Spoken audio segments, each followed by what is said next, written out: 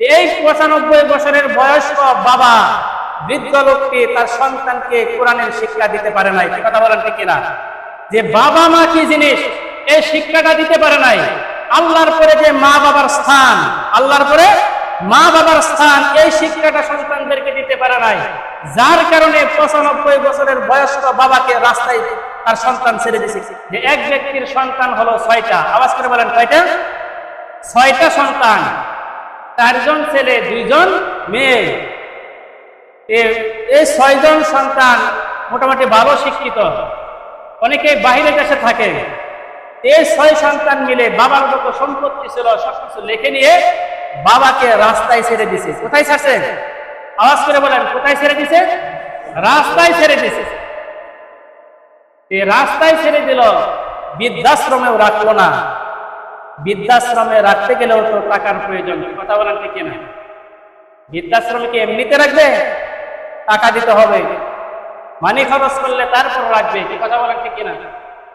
বৃদ্ধাশ্রমে টাকা লাগবে বলে পিতার যত সম্পত্তি ছিল সবকিছু লেখে নিয়ে পিতাকে কি করছে? রাস্তার ভিতরে ছেড়ে দিছে। পিতার বয়স হচ্ছে 95 বছর। কত বছর? সবাই আওয়াজ করে বলেন, কত বছর? 95 বছর বয়সের একজন পিতাকে রাস্তায় ছেড়ে দিল। এই দোষটা কি শুধু সন্তানদের? আওয়াজ করে বলেন, এই অপরাধটা কি শুধু সন্তানদের? ওই বৃদ্ধ বাবার কি কোনো অপরাধ নাই? আওয়াজ করে বলেন, অপরাধ নাই? আছে। এই 95 বছরের বয়স্ক বাবা বৃদ্ধ লোকটি তার সন্তানকে কোরআনের শিক্ষা দিতে পারে নাই। কি কথা বলেন ঠিক কিনা? যে বাবা মা কি জিনিস এই শিক্ষাটা দিতে পারে নাই। আল্লাহর পরে যে মা বাবার স্থান, আল্লাহর পরে মা বাবার স্থান, এই শিক্ষাটা সন্তানদেরকে দিতে পারে নাই। যার কারণে 95 বছরের বয়স্ক বাবাকে রাস্তায় তার সন্তান ছেড়ে দিয়েছে। কি কথা বলেন ঠিক কিনা?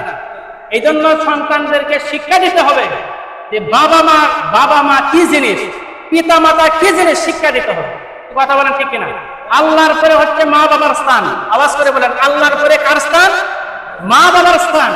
এই শিক্ষাটা সন্তানদেরকে দিতে হবে। যদি শিক্ষা না দেন তাহলে তো ওই যে জোড়া লাঠিকে আপনাকে জাহান্নামে যাইতে হবে। কথা বলেন ঠিক কিনা? আর আপনার জায়গা হবে রাস্তার ভিতরে। আর দুনিয়াতে যদি থাকেন জায়গা হবে কোথায়? রাস্তায়।